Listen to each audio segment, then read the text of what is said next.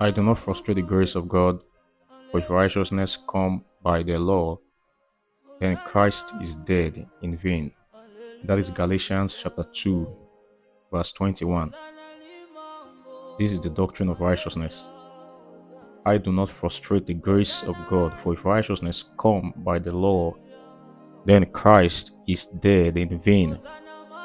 What has a right understanding of your righteousness got to do with expecting good to happen to you today?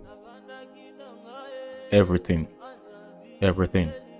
Understanding righteousness helps you to expect good from God, and it is your expectation God will grant. You can't have expectations until you believe you are righteous. The expectations of the righteous shall not be cut off. So many of us don't expect anything from good from God because we believe that we are not good enough in the sight of God. This is a bad state of mind. Teaching on the doctrine of righteousness. Righteousness is about who you are. It's about a nature. It's not about an achievement.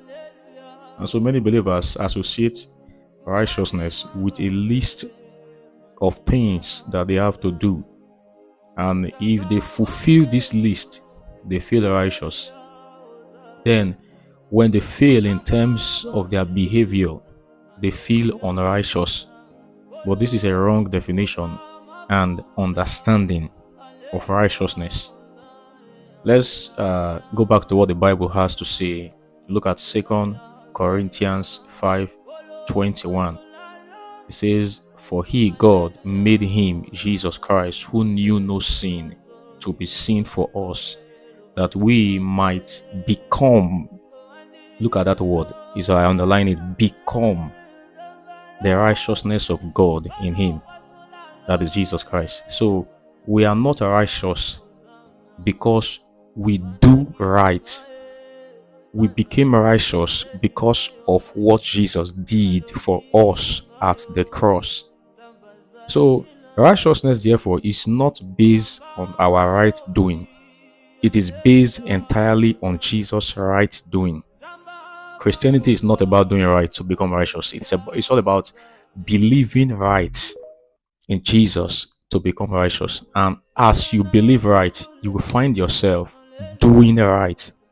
So, do you realize that we have been conditioned to associate being blessed with doing right? Most belief systems are based on a system of merit where you need to fulfill certain requirements, give to the poor, do good to others, and care for the underprivileged to attain a certain state of righteousness. Now, all these are very good and noble, sacrificial, and appealing to the flesh. They are good things to do, but we don't earn God's righteousness by doing all of those things.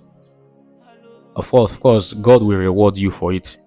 But in the issue of righteousness, it is a gift of God. Man, that is you and I, cannot attain God's righteous standard.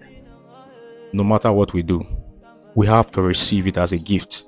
And it's this gift that we have received that will empower us to actually do what is right, to actually speak right, to actually live right. So know this today and have peace of mind. God is not looking at you, looking at your ability, looking at your nobility, looking at your sacrifices or good works to justify you. He is only interested in Jesus' humility at the cross.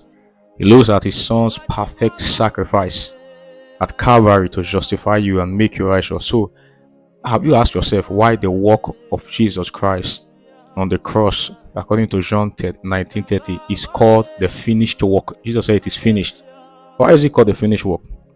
So, attempting to be justified by your good works and trying your best to keep the 10 commandments, to become righteous is to negate the work of Christ. It is as good as saying the cross is not enough to justify me. I need to depend on my good works to make myself clean and righteous before God. That's what you're saying. Apostle Paul said, "I do not frustrate the grace, that is the unmerited favor of God. For if righteousness come by the law, then Christ is dead in vain. So let's consider carefully what Paul is saying here.